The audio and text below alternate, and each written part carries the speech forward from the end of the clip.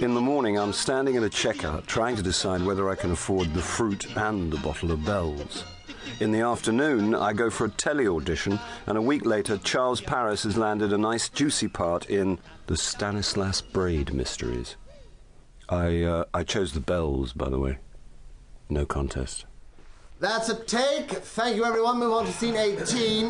Costume change for you, Russell. Yeah, I'd like to go again, if that's all right with everyone. Rick says that was great for him, so I... Yeah, well, look, I know I can do it better, and I'm sure Charles wouldn't mind running the scene one more time, would you, Charles? Look. Thanks to Russell's retakes, we were 10 scenes behind, and it was only week 1. We're very behind in schedule, Russell. Yeah, schedules are not my problem, Patrick. Looking bad on screen is. So please, tell our director I'd like to do it again.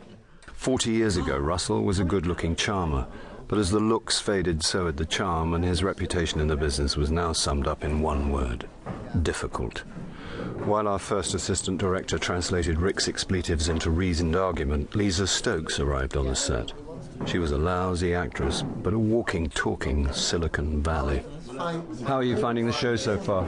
Well, profile's good, yeah? And my agent's like, it's so not going to do me any harm if I get the next job. So I'm like, yeah, cool. I was following one word in 10.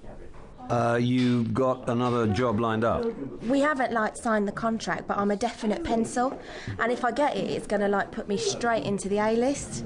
I didn't know what list I was on, but I was sure I'd need more than 26 letters. It's called Under the Knife. And what it is 6 celebrities working with a top surgeon, and the public vote for who gets expelled and who gets to do a real operation. Ah, sounds great. I presented a late-night show on satellite, UK Babes. It's a bit like Film 2004, only about adult DVDs. Yeah. But this will be like a definite step up the celebrity ladder. Okay, everyone, take 5. There's no greater turn-off than listening to someone else's ambition, so I was relieved when Pat called a tea break. Gone for the muffin, Charles? Yeah. I thought you were a strict chocky-bicky man. Variety's the spice of life. So I keep telling you. Since I took up drinking at a professional level, I defined people by what they drank. Pat was Mexican lager swigged from the bottle, whereas Les Merchant, our scriptwriter, was a bitter man, in all senses of the word. Morning, troops. Anyone sees a producer, tip me the wink so I can leg it. Well, I did hear Ben Doherty was looking for you. That's all my ulcer needs.